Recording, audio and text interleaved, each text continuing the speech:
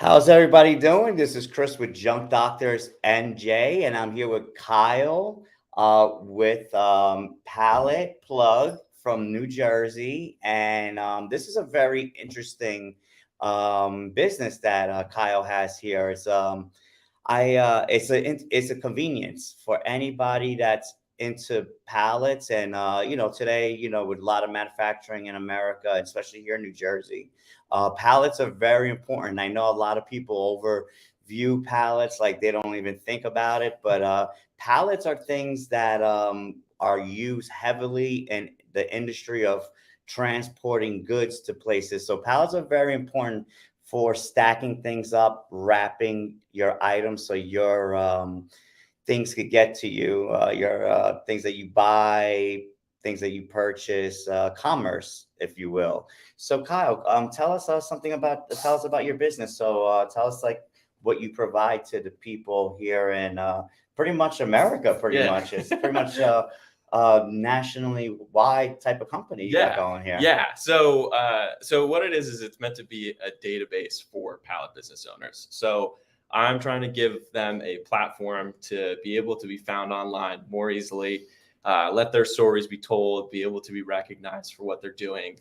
I felt as though there's not a lot of attention on the pallet industry and also just the owners themselves of the business. So I myself, little background Sure. as to why I got started. I stumbled across this at a time where I didn't have a job and I was looking for a way to make money. And so I stumbled across pallets and you can resell them. And so there's kind of levels to it, right? And it depends in which way and fashion you want to go about it. And I'd say it is like, do you want to just make money or do you want to be a business owner, right? Because those are two totally different things.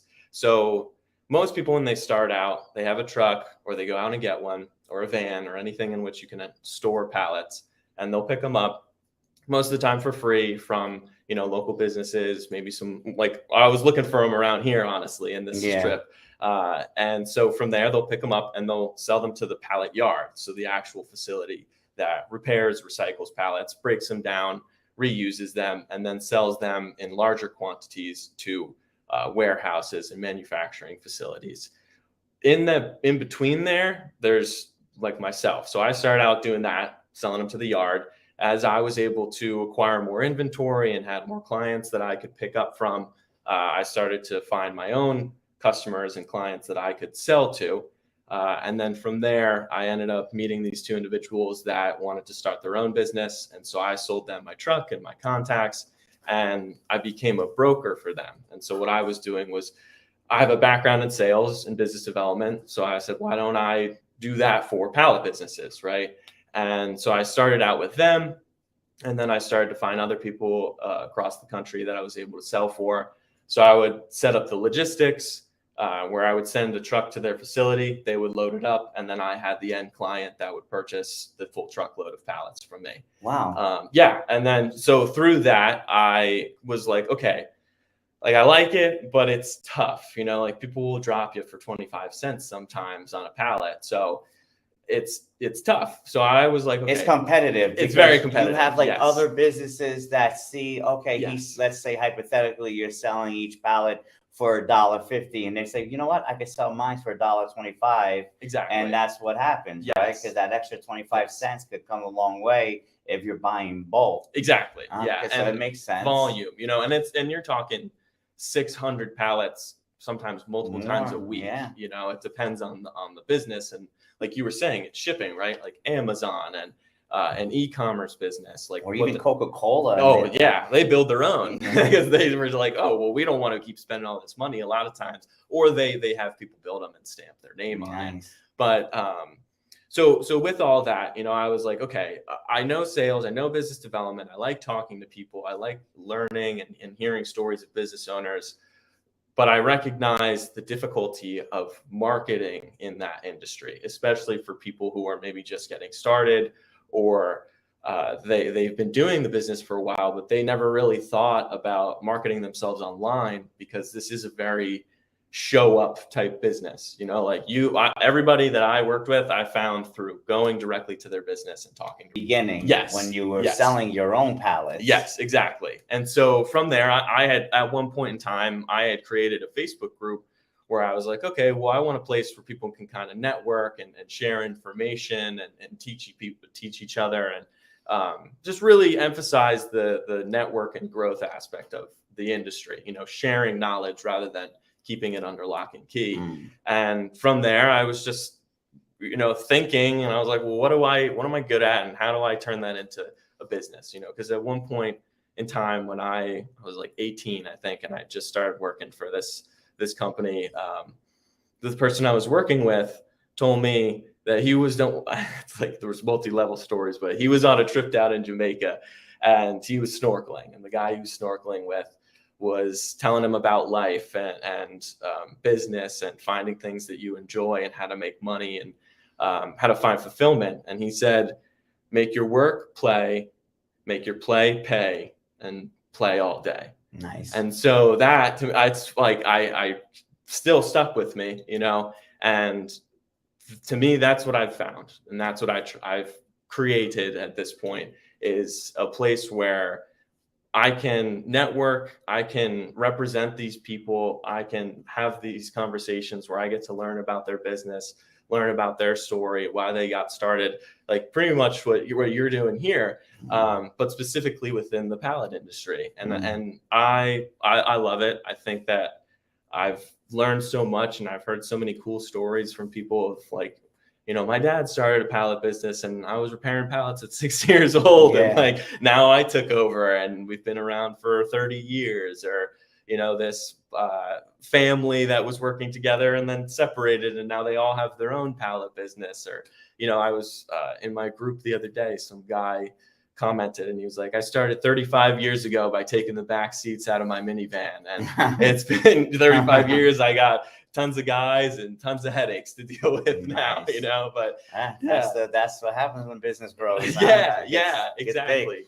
So now where you're at now is totally different than you going around selling your pallets. It's like your name, the Pallet Plug. As far as what I'm getting is that you have a website, and if you want to, introduce the website to everybody, that'd be good. It's straight up the palletplug.com. You know, I try to keep it simple, keep it easy, and nice. This has been my name from the get-go. You know, when I started 2 years ago, I just was like, okay, well, I'm a guy who has pallets, and you know, I wanted to play on words a little bit there, so I went with that. And then from there, it still applied when I was brokering. But then from this point on, it's like, okay, well, now I am a network, a database, a place where people can go and find other people. You know, I wanted to remove myself entirely from it, so I can just focus on the people that want. So you're helping other pallet guys that are selling their pallets. Yes. Which is really good. Yes. I find that very helpful, because today we have technology that could really help us, and it will cut down on time, and then time is money. So we could go on your website. If, let's say, hypothetically, I needed a bunch of pallets, I could go on your site and I could see who's the closest around that I could find to buy pallets from. I could even, and also on your website, can I also look at different prices of people selling their prices on their pallets? That's one thing that I've avoided, or I mean, it's more so just like I didn't see a need for it or value in it necessarily, mainly because of the fact that can change very quickly, you know, like within a day almost. Sure. So it's something that it's better off to just drive traffic directly to the business owners, because the pallet prices fluctuate up and down on a regular. Like weekly. Cost of, you know, I guess lumber, and lumber, stuff like that, nails, transportation. So and transportation is kind of like more your shipping cost, but lumber is a big thing. Region varies significantly as well. You know, like your access to the supplies. Regionally, you're like, so for example, New Jersey, I would say average is like, well, there's grades to pallets as well. So like your lower grade is like, let's say $7. Your Per higher pallet grade. or Mhm. wow. Yeah, and then like your higher grade, which is like an A grade pallet, that's going to be maybe like 10 to 12 bucks. And then if it's a brand new pallet that may or may not be heat treated, that also will vary in price. Wow, and I think people really don't know about No, pallets. This is a it's a great pile of episode. wood. Yeah, but you have to understand, like, I mean, it's mine out of sight because who Yes. thinks about pallets? Like, I don't. I know I mean I know about pallets. I worked in manufacturing. I had to unload pallets. I Yeah. used a forklift to pick up pallets, Yeah, and so I know the value of pallets in our industry to ship things all Exactly. around the country. But I don't think people really pay attention to that. I think people No. think that pallets are just like something just to throw out because Yeah. I mean I've driven by several dumpsters and I've seen pallets just laying on the side. Exactly. And I don't think people understand the value of that pallet. No. That pallet has to be built and it's a vigorous building procedure, like, unless you have some sort of machine that could make pallets and which pump is them out there. you know. Yeah, which is out there. And that's an expensive machine, Oh, you know. yes. So people, Yes. you know, I think that I want to spot a big spotlight on pallets. They're very important to our economy. Yes, entirely. You know, I Yes. really I know that. I know that because how would we be able to ship like large amounts of items without a pallet unless we're putting it in a container? Probably would be way more money. Exactly. So pallets are definitely more affordable to this day. We've been using pallets. I mean, if I would have to guess, for over 100 I years. think well, World War II, I believe, is when they were like initially introduced in a concept. But then, yeah, it's evolved from there, you know, because like I think it was more so focused on shipping like So military pallets products. have been here for a minute.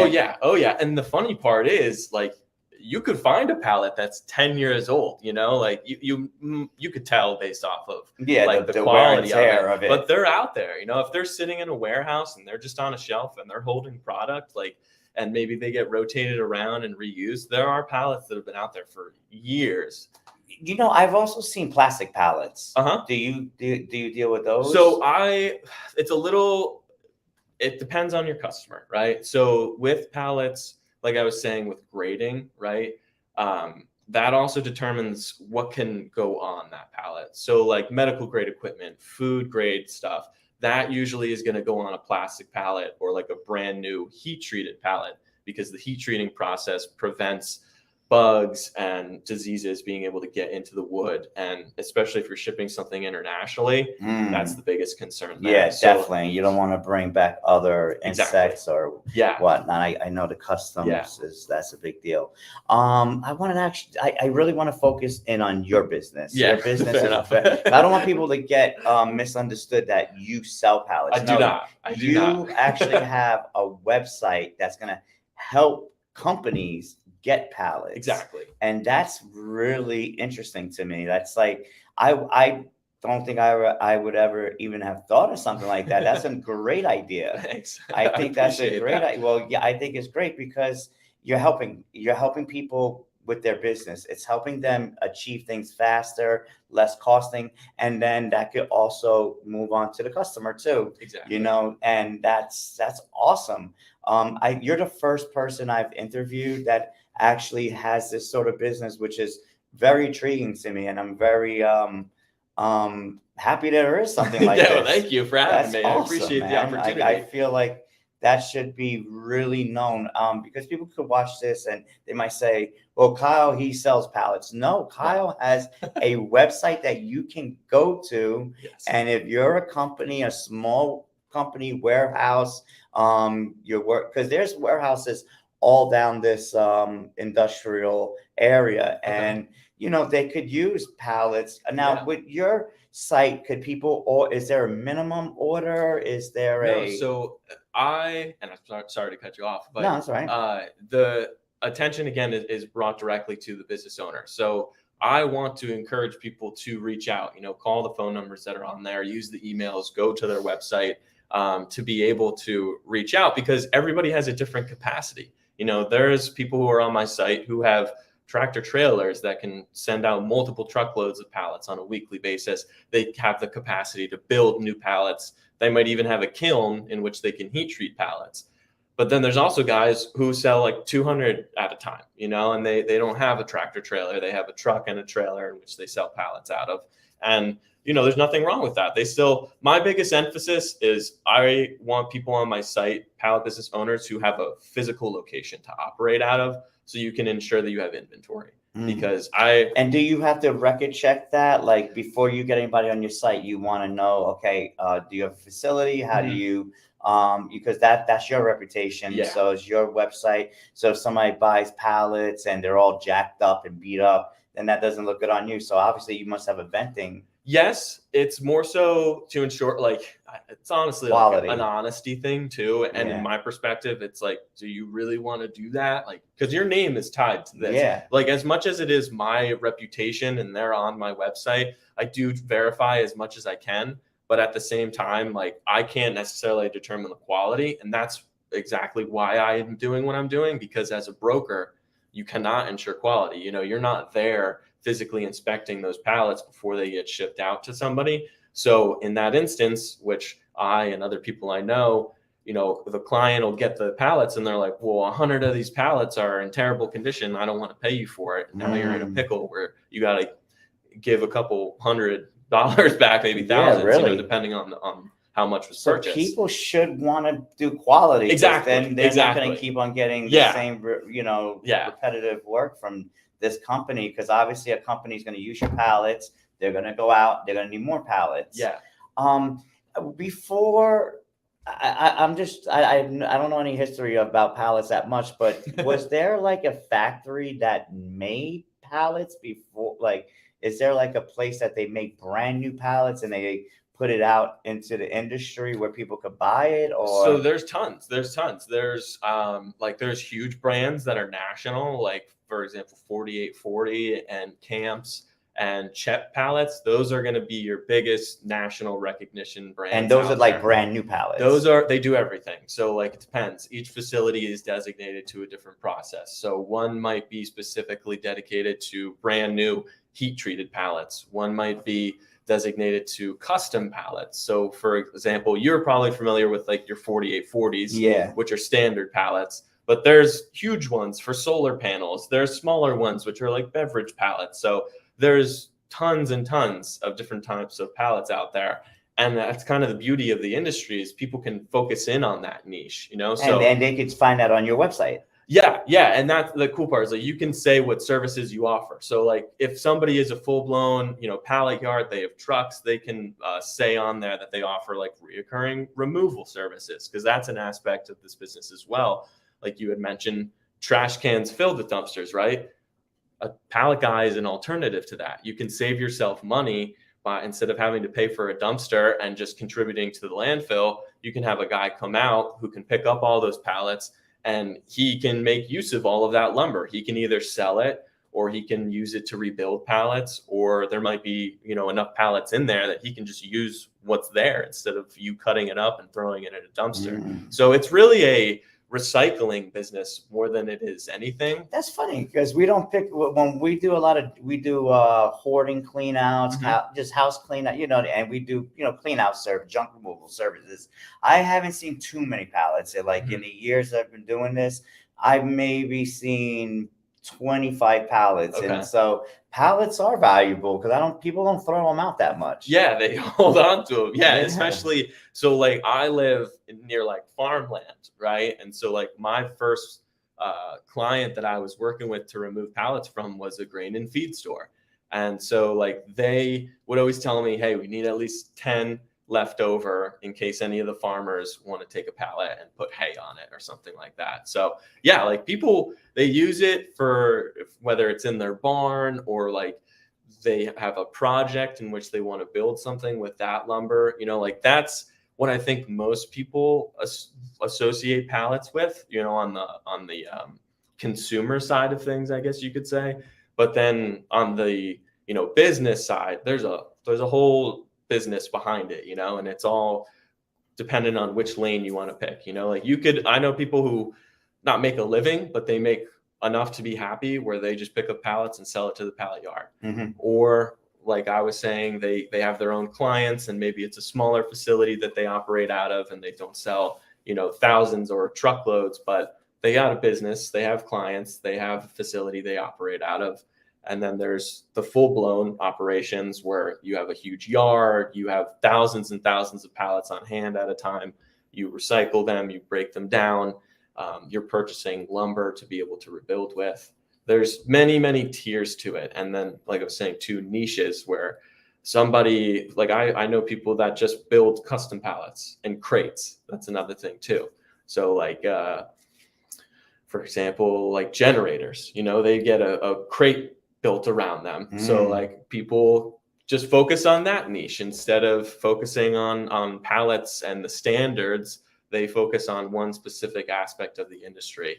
So, and it's really cool. It's really interesting. No, this is very interesting. I just think a lot of people just don't pay attention to it. Yeah, They just yeah. they look at pallets as just another accessory to shipping. Yes. Like the plastic and styrofoam. But the pallets We have a definitely. question. Okay. How do you see the Pallet Plug evolving in the future, and what new features, services do you plan to add? That's a great question. So as it evolves, I hope to be able to travel the country and actually go to the facilities of the people who have signed up for my site and offer them, not even offer them, just like as a member, I want to be able to go and film and do more like promotional videos Yes. for them, have a drone. Like I have a drone, I want to Yes. get my license, be able to actually offer that to them. That is important. Go on and create more social media content. Yes. All really kind of like tying it back to I am the source of it, but giving them that representation, that recognition, and also the content in which they can do whatever they want with it. If they And don't, that's great because they know who they're dealing with. They're dealing with Kyle from the Pallet Plug. Yeah. And I find that very important to, have a face to the company. And that's what I'm doing. And that's why I started a podcast, even though we're a junk removal company. I just seen just a lot of small businesses and other people with podcasts that didn't have great quality, and they were charging people to go on their podcast. And I found that very, I didn't find that too good. I said, you know what, I'm going to start a podcast. And during the, time that, I could do interviews, I want the small business entrepreneurs, small business people that's on there to come on the podcast and represent their business also. And that's very important now more than ever. Yes. Because of technology. Technology will put no face on it. Yeah. It could be a bot talking to another bot. Yeah. So today, content and real content and seeing the person that runs the business, I think is very important. People could put a face to the business, and I think they find that. I think people find that very important because they feel special. They feel like, thanks for coming out and talking to me about your business, and they feel more confident. Absolutely. In this situation, it's a perfect example. Like I'm grateful and appreciative that you're doing this and you're putting content out there. You see the value in it, and you're trying to create a place where people can come and talk about themselves and how it show the value in which you're trying to provide. Because I feel like in those single instances, maybe it's a sandwich shop owner or the woman that you had on yesterday, like she has those interactions with those individual people that she talks to and gets to share the value with. But to have a place where you get to come on and just share openly and talk about it, it's hard. I don't think a lot of people necessarily want to do it or know how to do it. And I'm personally like, I don't want to come off conceited or arrogant. I want to make sure that the conversations are warranted. You're asking the questions. It's not just me being like, this is what I have to say. I'm the best pallet in the world. Like no, I have so much I can learn and so much that like I just want to be able to network and grow with people. I think that's where I'm coming. I am no expert. I'm no professional. I saw a need and I wanted to do it because I think it's cool. I think it's awesome. I like what I'm doing, and I hope to be successful with it. And that's really all I can do. How long have you been the Pallet Plug for? So I formed the business in 2021. The website has only been in existence since November. Okay. So not a long time necessarily. And are you seeing some? Yeah, I have so far, I believe 10 people, 11 people who have signed up, and they're across the country. I have like 2 people in Texas, a guy in California, Arkansas, Wisconsin, Florida.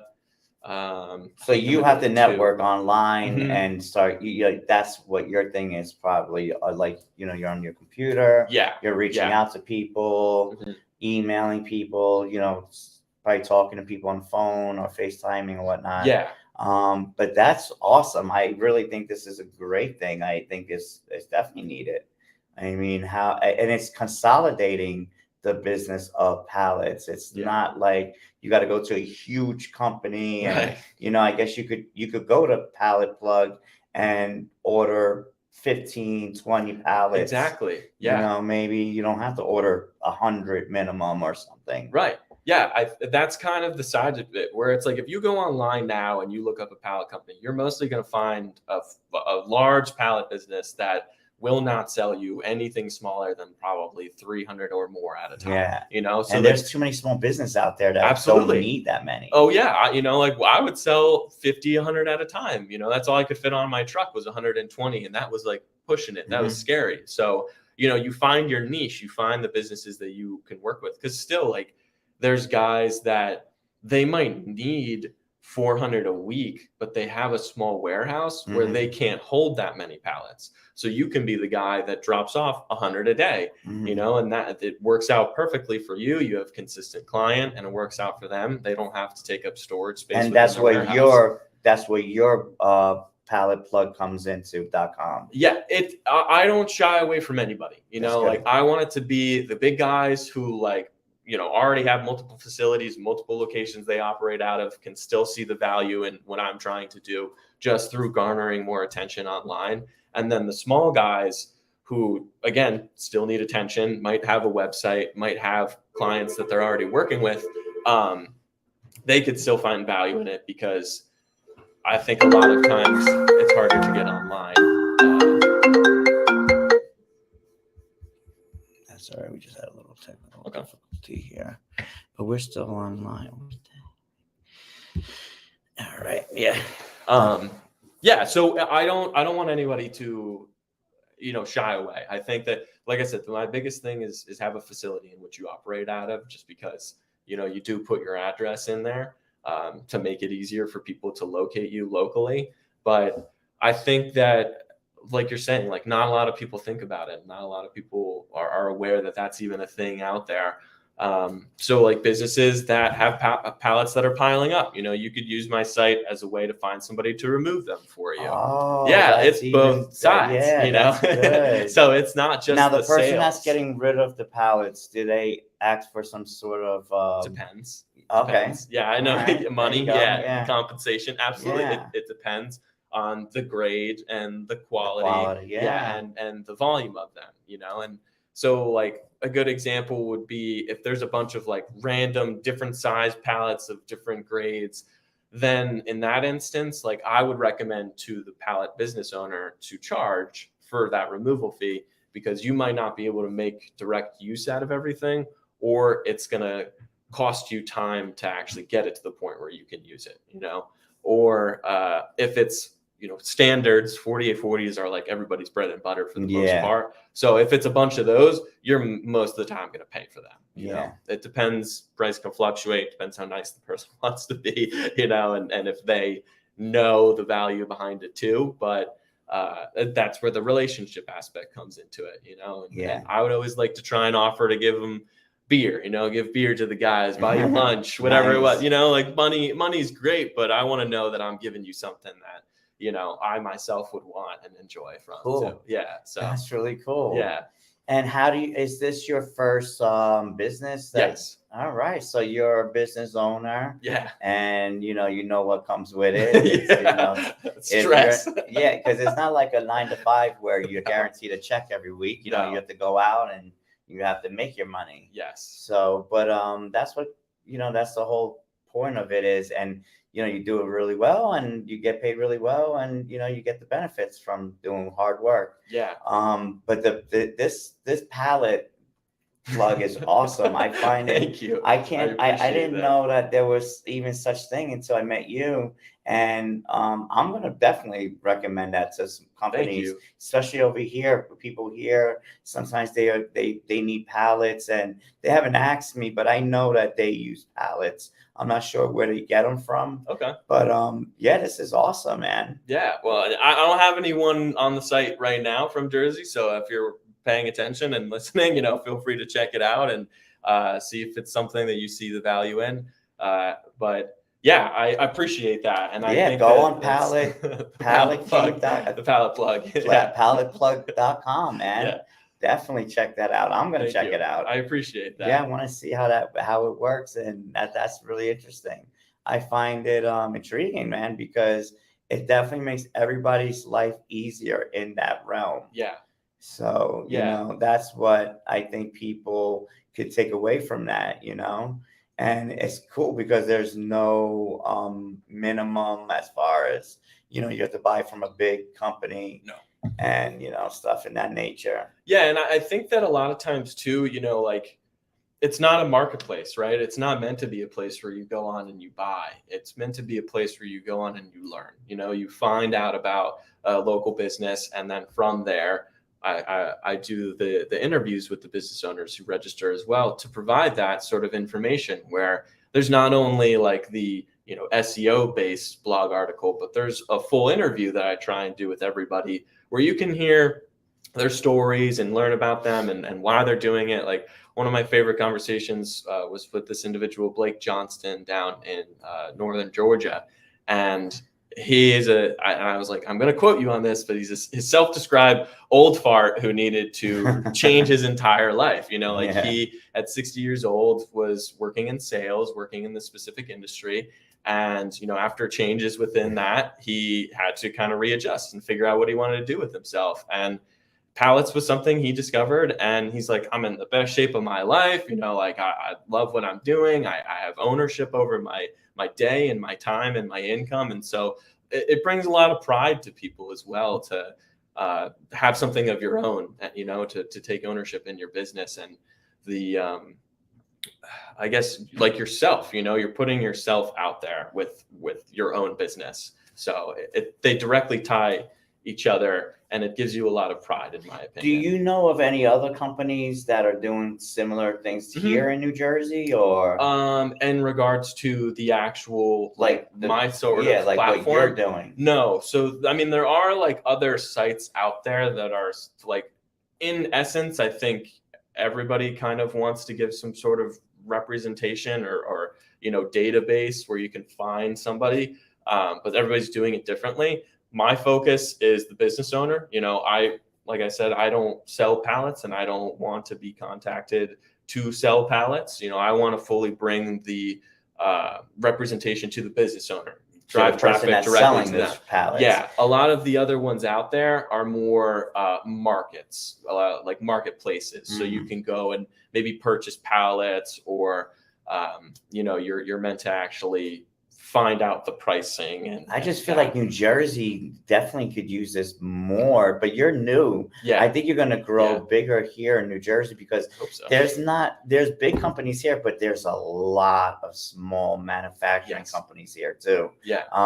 Like I was reading an article, and right now, small businesses are like the number one employers of employees now. Oh, really? Yeah, I mean, because there's so many small businesses versus big manufacturing companies, because we're not a big industrial country like we used to. Yeah. So we have a lot of small businesses, and there's a lot of small warehouses that produce things. And I can see this doing big here in New Jersey. I hope so. I can really see it, because I guess people need to know more about it.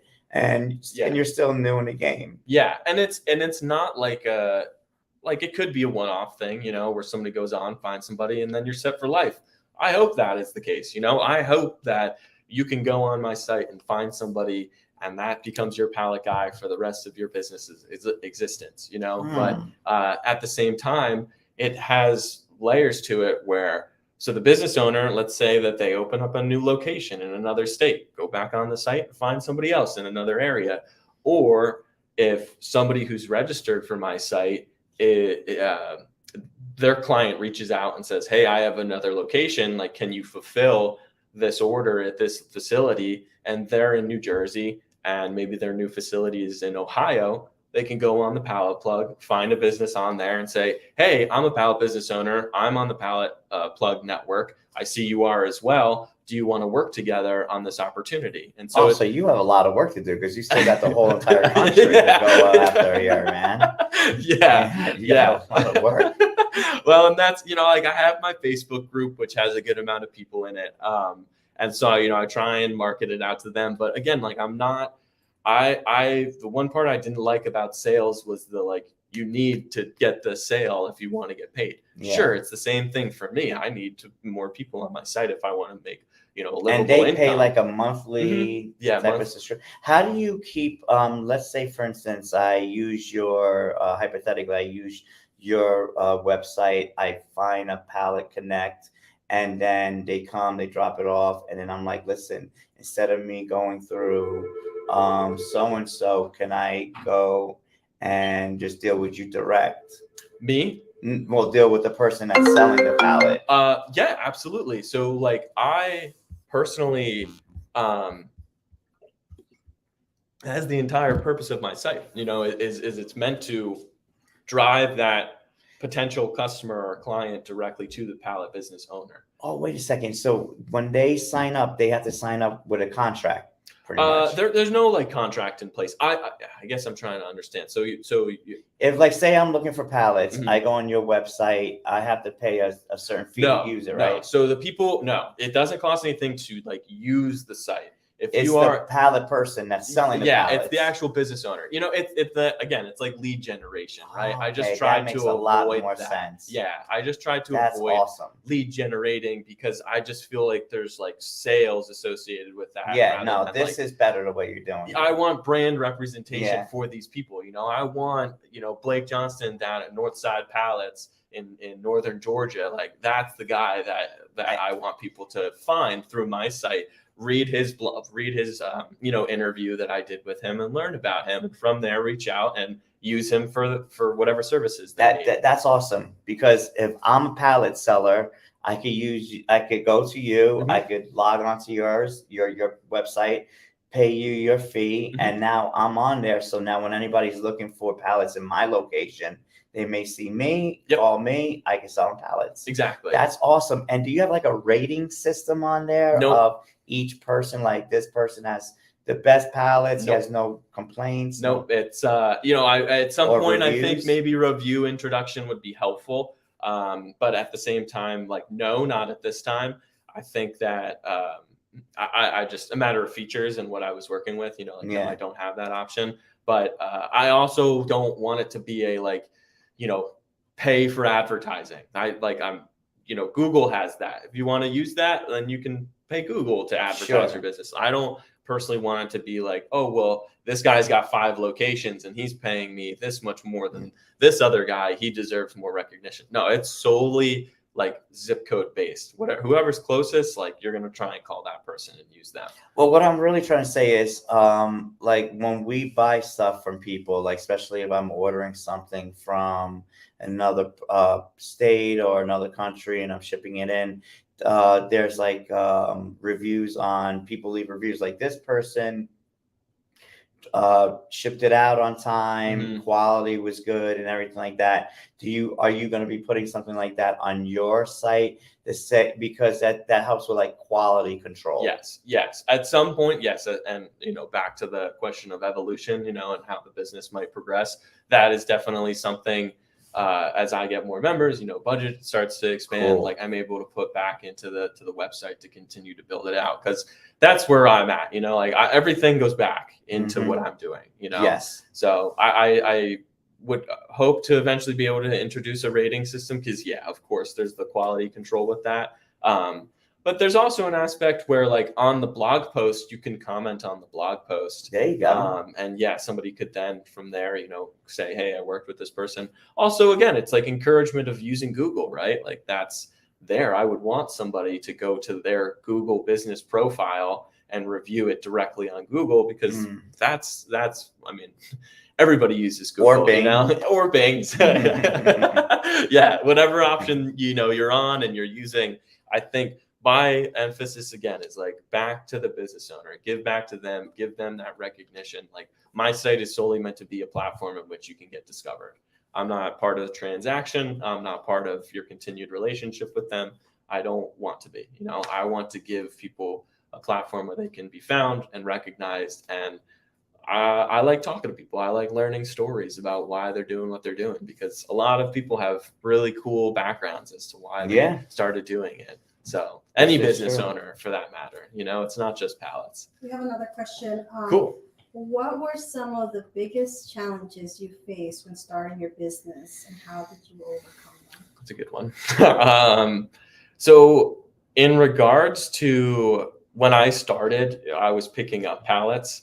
That as a whole is very difficult because, especially where I live, I'm, all the way on the western portion of New Jersey, near the Delaware, where there's not a lot going on necessarily. Mm-hmm. So as far as like the warehouses, I was not near them. I had to drive a good hour to get to them. So, a matter of like trying to go out on a daily basis and pick up and find supplies of pallets like that is very, very difficult. And discovering clients that you can consistently work with, because you might be coming into somebody else's market without knowing it at times. So, like you think you're the new guy on the block, and it's like, no, we've been working with one guy for like 5-10 years or something. So competition was difficult. Finding supply was difficult. I think that, kind of just learning about the industry as a whole and learning about myself and where I wanted to go with this was difficult, but also rewarding, because you kind of like go into something and you're like, this is how it's going to go.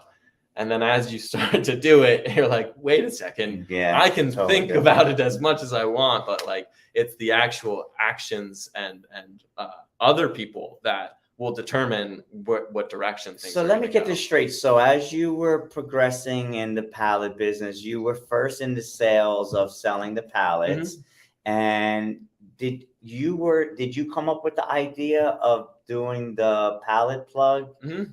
And when did that dawn on you? So it was like I was brokering pallets, and I kind of like lost a couple clients I was working with, so I really wasn't making money. And I was like, you know what? Let me just take a break. Let me just remove myself. I'll still stay engaged in the group, in my Facebook group, and talk to people and provide any sort of assistance or help that I can. But let me just kind of just remove myself for a little bit. So through helping people and talking to people, like my sister was like, you should be a consultant. And I was like, I don't think I can offer enough value to charge somebody to be a consultant. It just doesn't seem right to me. Yeah. So I was like, well, how else can I add value to these people's business? How else can I, still stay engaged, but not directly be involved in the process of the selling, manufacturing of them? And I just kind of was sitting there and it just, I don't know, it came to me one day. Wow. And I was just like, I was thinking about it and I was like, I feel like there's no place really where that happens, because like in my Facebook group, it's like everybody's trying to sell pallets, but there's really no organized place where you can go and find a clean That's list. Why I like this. Yeah. This is why I like this. It's like no nonsense. I don't have to go through multiple different sources. No classifieds. I don't have to go through all that. Yeah. And I think that is awesome, man. Thank you. You could go straight to a person's website who's in my area. Yes. And that right there is very helpful, especially with nowadays where people are on the move. They have to move fast. They have to get things done. Now, tell me about your background. So, are you a New Jersey resident, born and raised here? I was born here, like pretty much all in Hunterdon County, and then in 2000. And what part? Lambertville, like Flemington, that kind of area. I lived in like Lebanon at one point as well when I was like young. Lebanon is in Sussex, isn't it? Or that's Flemington. Like it's like right off 78. Like Clinton area. Yeah. I know what Lebanon is. That kind of that's Hunterdon County. Yeah. So that's where I grew up. And then 2015, I moved down to Philly, and I lived there for 5 years. And then in 2020, I moved back home out of the city and everything. But as far as like work experience goes, when I graduated, because I'm only 27, so I'm not super old. I'm not. A lot of my experience has varied. So I went from working in the animal industry. In the animal industry? Yeah, And yeah. now I gotta ask you, because I'm a huge animal Okay. fan. What kind of animals? So I was an animal control officer. Okay, for like dogs and stuff like yeah. that. So That's like I cool. graduated high school and I was like in a vet tech program. Awesome. Yeah. And so I was like, oh, I like this. And we had an animal control officer come in and he told us, and I was like, oh, I like wild animals. Like I want to be interacting with like wild animals. Yeah. Yeah. Well, like like the raccoons and the owls and all that stuff. Oh yeah. So like I was the guy that would like, you got a raccoon in your house, I'm gonna come and capture it. You could set a trap and then get it. A lot of times it was with the snare pole with the and snare. stuff. Yeah, it depends. But raccoons don't come out in the daytime unless they have rabies or something. It depends. Sometimes there was one time where this woman left her window open. No. And it just came in and was sleeping on her bed and was hanging out. Yeah, so I just like walked in and took it. And you're not supposed to like, you can't, since it's a rabies vector species. Sure. It's been a couple years, so the laws are kind of faded out at this point, but it's a certain mile radius. I believe it's 1 to 2 in which you can release the animal within. So you can't go like outside of that, it's got to stay within a certain vicinity. Because I guess his den is around there somewhere. I think it's a concept of like, they know that just in case that animal has rabies, it's still within their area and it's not going to some other town to spread it to someone. Okay. I kind of forget, to be honest with you. Sure. But so from there, I did that for a bit. It's not the most glorious job, there's not a lot of like. I would like that job. You would think. It depends though. There's a lot of fun, but there's all like, it was hard to find the good outweighing the bad, Really? Like yeah. There was not worth talking about. But, so just like, from that experience, I was like, okay, well, I like animals. So I moved down to Philly. And I started working at like a doggy daycare as just some way to make money. Cool. And then I became a dog trainer. And so nice. I was kind of doing both for a little bit. So you have dog training experience. Yeah. It was through like a Petco, but it was still like, I chose to pursue more outside of that. Yeah. So like I would work with Petco, and then the things that maybe they couldn't do or offer, didn't want to, I would do outside of that. So kind of had. So to answer your question, I did have like my own business a little bit, but I never registered it. It was more just like me kind of doing my own thing for a little bit. Wasn't sure if I was going to fully LLC it. And I was also like 20 years old. So this is really good, Kyle, because you're 27. I started around the same age also. Cool. And I want to touch on the fact why so many young people in America are now entrepreneurs, because jobs are harder to come by. Pay is a thing. Yeah. America has turned more into an entrepreneurial spirit. Absolutely. And I see more and more younger people learning how to start their own business. I'm happy to see that, because of what we have at our fingertips. We have information literally at our fingertips. I don't know if you heard of like ChatGPT and all this new stuff, but this stuff is amazing. It's technology, crazy. Man. It's crazy. So are you computer like?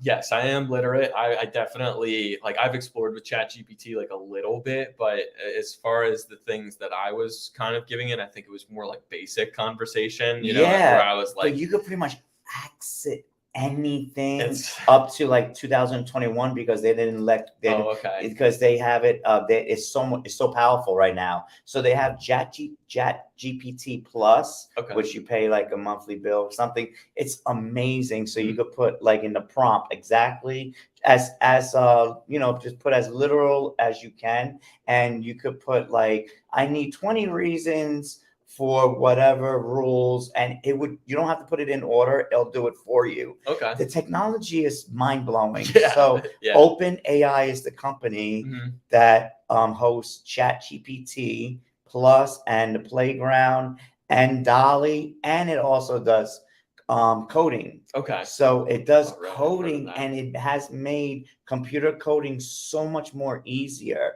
The Microsoft invested like over 11 billion in OpenAI, and that's why Google is running like a chicken without a head right now. Yeah. They're telling everybody, well, we're going to come out with BART and this, and they haven't.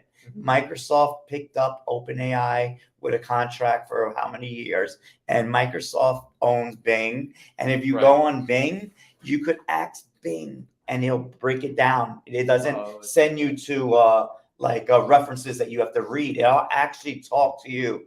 And then it's just so amazing. Yeah. And I'm trying to promote Bing as much as I can because I don't like Google anymore because of their stringent rules and how much power they have over small businesses. Dude, they could literally say that you did something wrong in their guidelines, not warn you, and take down your business page. And we as a small businesses, we've become so dependent on Google and their business pages and all the things that they could do with optimization and ranking that they could pretty much shut us down. Like they could just boom, take your thing down because you might have violated a rule or you might have did some automation or something in that range. And I find out like, wow, that's pretty unfair because they know there's no yahoo.com is dead. It's pretty much dead to me. Like I don't use it. Bing is making a comeback. Like you wait till you go on Bing and you open up a account with them. You're going to see things on there. And then you'll look at Bing and then go back to Google and you'll look how old Google looks compared to what Bing is doing and how they set up their media stuff. And they have actual graphics in the back that looks really cool. You could customize it. But just besides that, technology from about, I want to say a year ago, a year ago to now took off. It took off like something that I thought that it was going to take 5 to 10 years to get to where we're at. No, we're there like with certain technology. And you're going to see things in the next couple months that you're probably going to be mind blowing. And it's going to be more helpful for business. I see what you're saying, and I think that that's a good point. There is definitely a lot of power associated with Google in regards to publication of local businesses and being found online. They're definitely like the source, or they and were, their algorithms. I can't make sense at all of them. And they mess you up sometimes. That's why I talk to people, not computers. I would not have the patience for coding or anything like that. But like the Chat GPT, I see the value in that because it's a conversation rather than wait till you get into it more, man. Wait till you get into the prompts and putting like Chat GPT Plus is different than the Playground, which is free. Gotcha. Or they charge you like pennies. They're called tokens, but they're pennies, and you get thousands of lines of script if you want. It's something that for your business. Look into it. Look into it. It's called OpenAI, which is the company. You log on to there, you open up an account, and then Microsoft, they must have seen something in this small business, and they invested first $1 billion and now $10 billion. And Coca-Cola, OpenAI invested in Coca-Cola. Coca-Cola paid OpenAI a ton of money because ChatGPT also has an imaging producing thing where you could say like, okay, in the prompt, realistic teddy bear in a Picasso style painting on a skateboard in Manhattan. And it will come up with that picture and it will blow your mind. And it's the only picture ever going to be produced of that picture. I see. You'll never see that same picture again. You can save it. And Coca-Cola's seen that and they're like, we will invest this amount of money so we can use your the optimization of generating a image. And it's all over the news, all over the internet how Coca-Cola invested before Pepsi, which Pepsi's always losing, man. Like what's going on with Pepsi, man? Like Coca-Cola jumped on it, man, and they're going to use that as to make images where now, and I can see why people that are artists, there's artists that paint and they're like, wait, this is not cool. But you have to also look at it like this. What about people's minds? People's minds you have to have such an artistic mind to put into the prompt to make this image look amazing. It's not like you could just put anything and it's going to look amazing. Sometimes it just looks terrible. Yeah. So if you make it really literal and you really put in the words exactly what you're thinking, it could come out incredible. Yeah. And I've done it. I've seen it. You'll see it once you get on it. Yeah. More. It's definitely going somewhere. And the reason why I bring it up is because it's going to be great for us, our businesses, small businesses, Yeah. big businesses are using it. But especially for businesses like us, we want to get our names out there. We want recognition. We're in New Jersey. New Jersey, we've always been overshadowed by all the other cities around us. Yeah. You know, you have Philadelphia, you have New York City.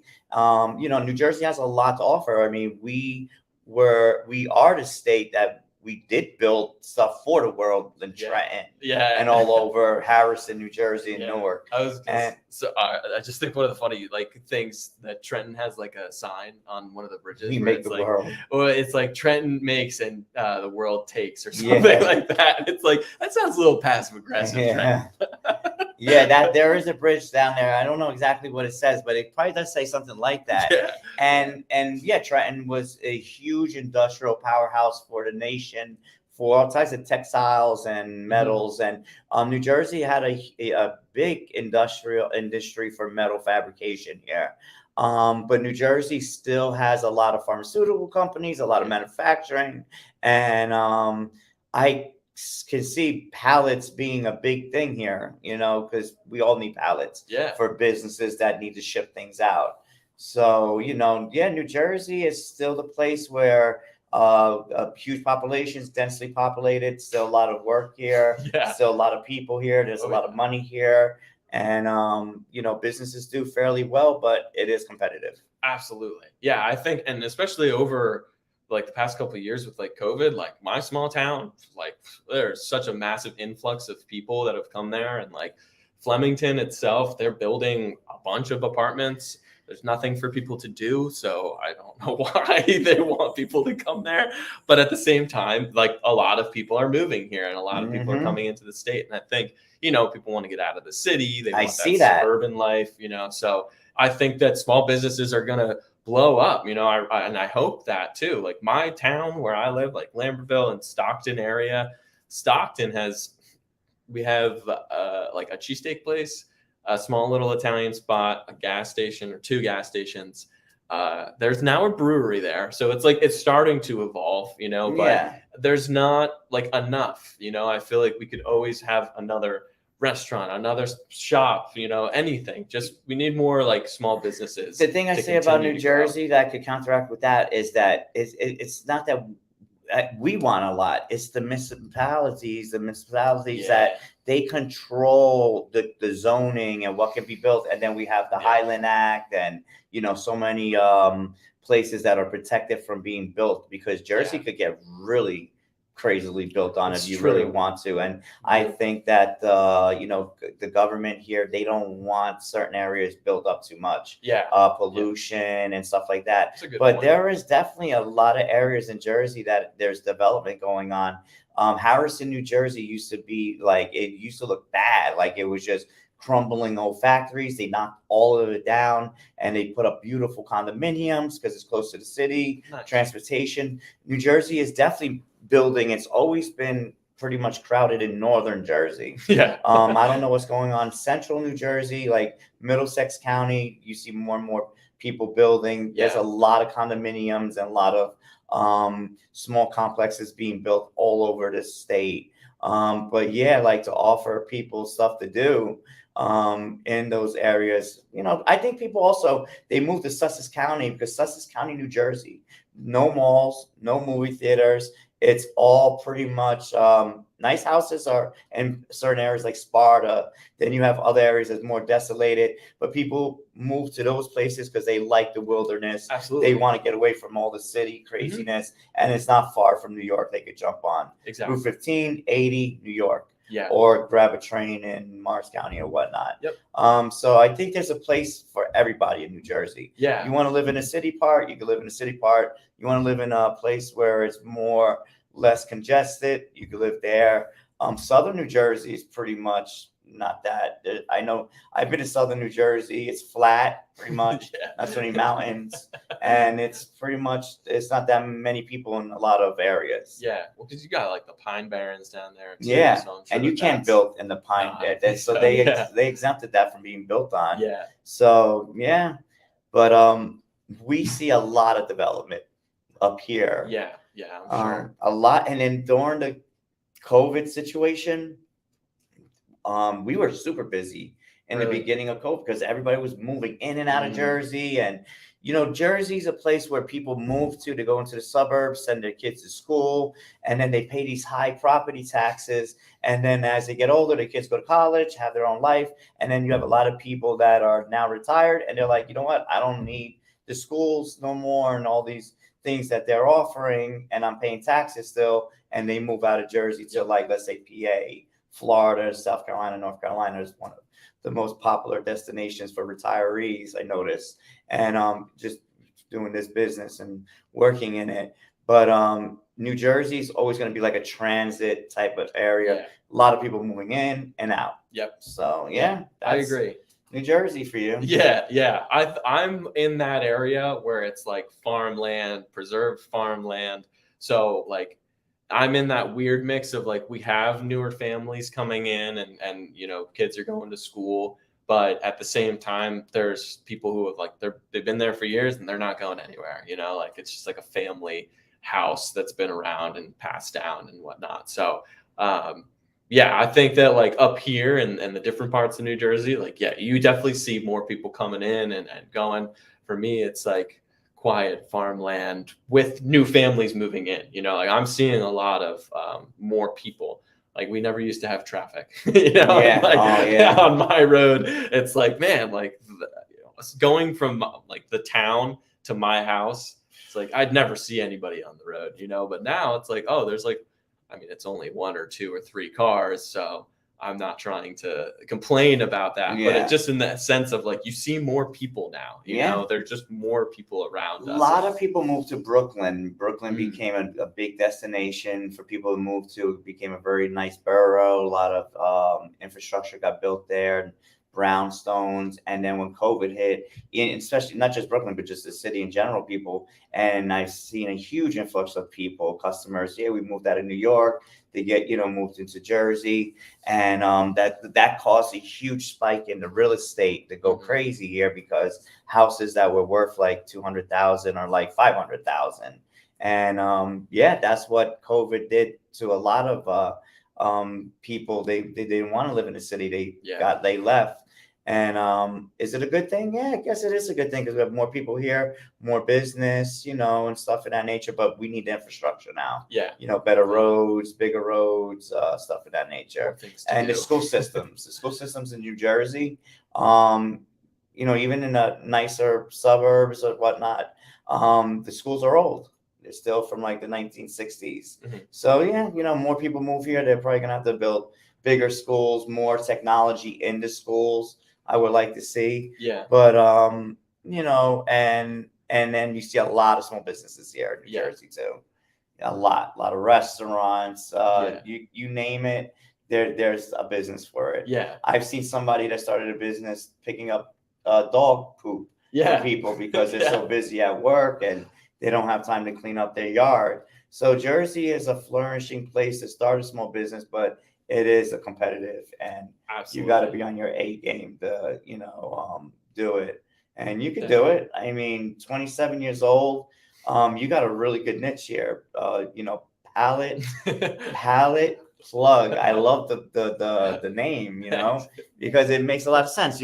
I need the plug. I need the plug for pallets. Find them. I Yeah. go on palletplug.com. Yeah. And I can find myself as many pallets as I need. Exactly. And I guess you have all your people that customers that are your customers, and you could just look through them and find Yeah. who you need. So there's a map in which you can go on and put in your zip code or just kind of like go through it as you want to. And then there's also like a list portion of it to where if you need to specify like a service that you need, you can go to that and filter by state as well. So it'll just show you people that are like within the state and that offer the services, because not everybody does the same thing. You know, like some people might sell brand new pallets. Some people might just sell B grade pallets. Some guy has a tractor trailer in which he can drop off that tractor trailer, and that can be filled up with pallets.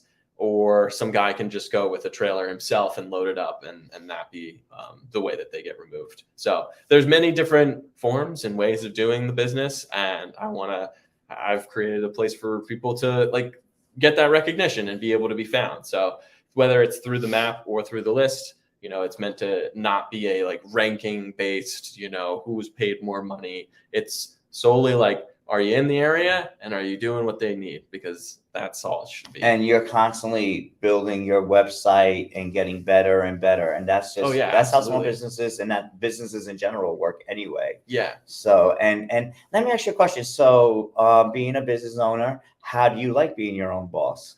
Oh, I mean, it's great. You know, I think that, you know, my friends who work 9 to 5, you know, and like have to listen to somebody else and follow that time frame, like, they definitely kind of not envy, I would say, but they're like, you know, they don't see it, right? They don't see what you're actually doing.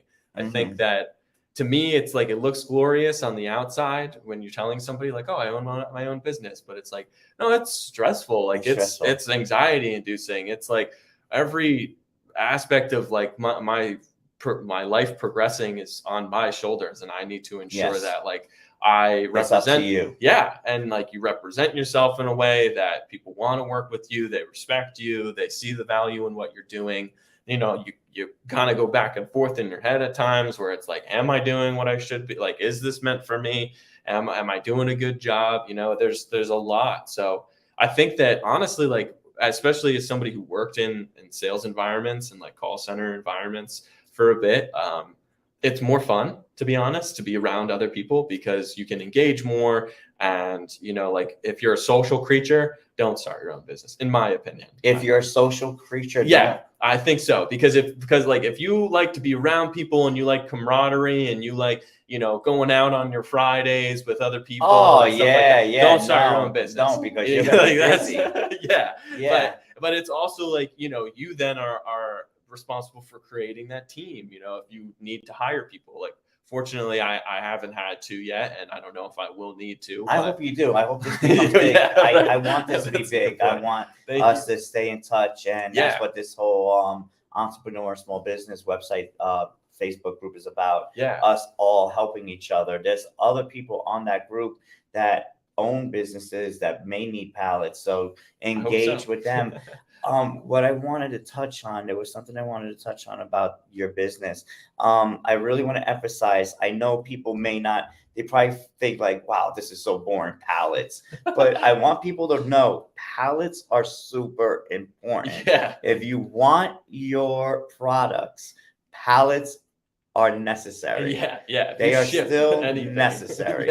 So I here in America, we should be appreciative of pallets. I know it sounds silly, but I have now talking to you, I have more appreciation toward pallets. I'm glad, because pallets are very important. Awesome. And having somebody like you that can help get those pallets to the people that need it, to get that product, because it could be an emergency. You just don't know. Like, what if you have to get pallets to ship like medical stuff or anything that is super important?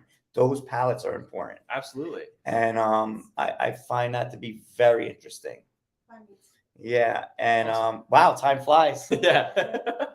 So you enjoy being your own business. I kind of envy it. I envy sometimes people that do have 9 to 5s because the thing is, like, they may especially people that they have a good job, they get paid good because they have their own program. They go to work, they get their check at the end of the week, they have a weekend off, holidays. So sometimes I'm like, wow, that is pretty cool. But I went the route to start my own, and you're 100% right. Social life gets impacted. Weekends don't exist. 8 hours don't exist. they're more like 14, 12 to 14. Depends when you're creative, right? Yeah, and you're creating and building your business. Yeah. But guess what? It's your baby. Exactly. And you're growing it. Yeah. So this has been awesome. Is there anything that you would like to tell anybody more about yourself or your business, or how they could reach you? Obviously, it's palletplug.com. Yep. Kyle. Yep. And you're from New Jersey. Yeah. And you service all of America pretty much. Yeah, honestly. And so it's like, whether your business is based in New Jersey or not, the website can apply to anybody. It's meant to be a database. You're able to find somebody local to you. Again, it's fairly new. I don't have a lot of people on it right now, but if you're a pallet business owner in New Jersey and you need some assistance in getting some online recognition, or just want to share your story and have a platform to, hopefully generate leads from, my site can assist you with that. And, if you're a business owner that has a place outside of New Jersey, perhaps, in which I have somebody, feel free to check out the site and use it. And I think, honestly, just any traffic and conversation about it is good. Yes. So I'm just a get it out there mentality at this point. Talk to as many people as you can and just share, because you never know who you're going to meet. You never know who's going to come across it and find the need for it, or find it helpful for somebody else to share it with. So just very much in the mentality of networking, and I'm thankful. Thank you for doing this. Thank you for setting this up and providing this opportunity for me. And I think for everybody within the group as well. I think that there's a lot of value that can be had. And, just through our conversation today, like you were saying, it's like you have a different appreciation for something. And I think that, like yesterday, like the woman who had the organization business, like there's value in that, because definitely, like you guys were talking about like the hoarding situations and whatnot. Like it's incredible to be able to have people come on and allow them to talk about their business, because I don't think we get to a lot. We don't. Setting up a podcast, I've been to other people's podcasts, and it was like something that they set up on the fly. And then once I seen the image, and I was like, wow, that just doesn't, the face is all blurry, and it just doesn't give a good, look. So that's why I was like, let's start our own. We do have a group, and it's just anybody that's part of our group, or even if they're a business here in New Jersey, come up here if you want and set up an appointment. And you could come up here more than once if you want. And that's what we're about. We're small businesses from New Jersey. I'm a junk Doctors NJ is a junk removal business that services North Central New Jersey. And no job is too big or small. And we're not a franchise. You're not a franchise. No. You're privately owned. Yeah. And going local is definitely the best thing you could do getting a business. Do your research on the business, and going local, you cannot lose, because that person is the owner of that business. So the reputation means a lot for any local business. Yeah. So it was great having you on the show. I I appreciate you coming up. Thank you very much. And good luck on your endeavors. And if I know anybody that is in the field for pallets, I'm definitely going to plug in Pallet Plugs. I love the name, man. Thank you. The Pallet Plug. Yes, sir. It's awesome, man. I appreciate it. It says it right in the name. Yeah, exactly. I'm the guy for the pallets. So thank you. Thank you a lot. I definitely appreciate it. Yeah. And that's the end of our show here today. Nice. I'm very happy to have Kyle come up, and anybody else that feels that they want to come up and share their story and promote their small business, please contact us and we'll set up a date for you guys to come up. So thank you a lot, man. Thanks and hope to see you soon, and yeah, definitely. Lots of luck on the pallets. I appreciate it. Thank you. And we are out of here. Nice. That's awesome. Have a good day, everybody. This is Junk Doctors NJ, and this is Chris and Kyle. Kyle from the palletplug.com. Thank you and have a good day. Thank you.